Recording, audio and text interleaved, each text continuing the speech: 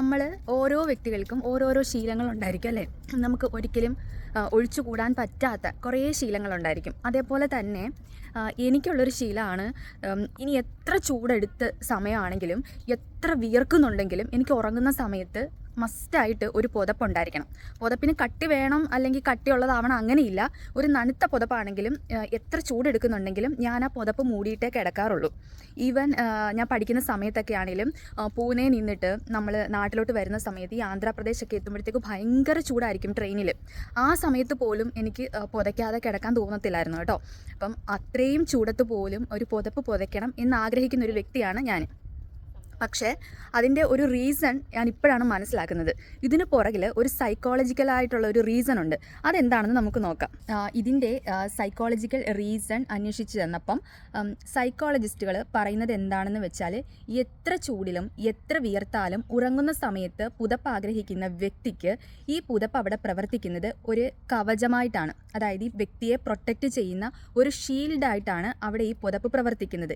ഈ പുതപ്പ് ആ വ്യക്തിയുടെ ബ്രെയിനോട് വളരെ പതിയെ മന്ത്രിക്കുന്നുണ്ട്, യു ആർ സേഫ് നൗ, നിങ്ങൾ സേഫാണ്, നിങ്ങളെ പ്രൊട്ടക്റ്റ് ചെയ്യാൻ ഞാനിവിടെ ഉണ്ട്. അതാണ് ഒരു പുതപ്പ് ഉറക്കത്തിൽ ശീലമാക്കിയ വ്യക്തിക്ക് എത്ര ചൂടായാലും പിന്നെ ആ പുതപ്പില്ലാതെ ഉറങ്ങാൻ സാധിക്കാത്തത്. പിന്നീട് ഇതിനെക്കുറിച്ച് നമ്മൾ ഡീറ്റെയിൽ ആയിട്ട് നോക്കുകയാണെങ്കിൽ നമുക്കൊരു ഡിസ്റ്റർബ്ഡ് ആയിട്ട്, അതായത് വളരെ സമാധാനപരമായിട്ടുള്ള ഒരു കുട്ടിക്കാലമല്ല നമ്മുടെ വീട്ടിലുള്ള ഒരു അന്തരീക്ഷം. നമ്മൾ ചെറുതായിരുന്ന സമയത്ത് വളരെ അനുയോജ്യമായിട്ടുള്ള ഒരു രീതിയിലല്ലാത്ത ആൾക്കാർക്കാണ് ഇങ്ങനെയുള്ള ഒരു ശീലം പതിയെ പതിയെ ഉണ്ടാകുന്നത്. അതായത് കുട്ടിക്കാലം വളരെ ഡിസ്റ്റർബ്ഡ് ആയിട്ടുള്ള ആൾക്കാർക്ക് എപ്പോഴും അവരുടെ സന്തോഷകരമായിട്ടുള്ളൊരു വേളയിലും അവരുടെ ഏത് ചിരിയുടെ പുറകിലും ഒരു ടെൻഷൻ ഉണ്ടാവും.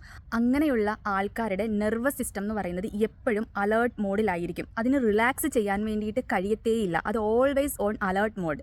ഇങ്ങനെയുള്ള ആൾക്കാരുടെ ഒരു നെർവസ് സിസ്റ്റം, അവരുടെ ബ്രെയിൻ നെവർ റിലാക്സസ്. അവരുടെ സ്വന്തമായിട്ടുള്ള റൂമിൽ ചെന്ന് സ്വന്തം ബെഡിൽ കിടന്നാൽ പോലും ഇങ്ങനെയുള്ള ആൾക്കാരുടെ ഒരു നെർവസ് സിസ്റ്റം എന്ന് പറയുന്നത് റിലാക്സ് ആവാൻ വേണ്ടിയിട്ട് കഴിയുന്നില്ല. ഇങ്ങനെയുള്ള വ്യക്തികൾക്ക് സ്വന്തം റൂമിൽ സ്വന്തം ബെഡിൽ പോലും റിലാക്സ് ആയിട്ട് കിടക്കാൻ വേണ്ടിയിട്ട് സാധിക്കത്തില്ല. അപ്പം ഇവിടെ ഈ ബ്ലാങ്കറ്റ് എന്താണ് ചെയ്യുന്നതെന്ന് വെച്ചാൽ ഒരു ബൗണ്ടറി ആയിട്ട് ആക്ട് ചെയ്യുകയാണ്. വളരെ സേഫായിട്ട് ഈ വ്യക്തിയെ പ്രൊട്ടക്റ്റ് ചെയ്യുകയാണ്. പുറമെയുള്ള ബാക്കിയുള്ള പ്രശ്നങ്ങളിൽ നിന്നെല്ലാം തന്നെ റിലാക്സ് ആയിട്ട് ഉറങ്ങാൻ വേണ്ടിയിട്ട് കൂടെ ഒരു കവചമായിട്ട് അത് ആക്ട് ചെയ്യുകയാണ്. ശരിക്കും പറഞ്ഞു കഴിഞ്ഞാൽ ഈ ഒരു ബ്ലാങ്കറ്റ് ഒരു തിക്കായിക്കോട്ടെ അല്ലെങ്കിൽ വളരെ കട്ടി കുറഞ്ഞതായിക്കോട്ടെ, ഇത് ആക്ട് ചെയ്യുന്നത് ഒരു ഷീൽഡായിട്ട് മാത്രമല്ല, റെസ്റ്റ് ഓഫ് ദ വേൾഡിൽ നിന്നും നമ്മളെ പ്രൊട്ടക്റ്റ് ചെയ്യുന്ന ഒരു ബൗണ്ടറി കൂടിയായിട്ടാണ് ഈ ബ്ലാങ്കറ്റ് അവിടെ ആക്ട് ചെയ്യുന്നത്.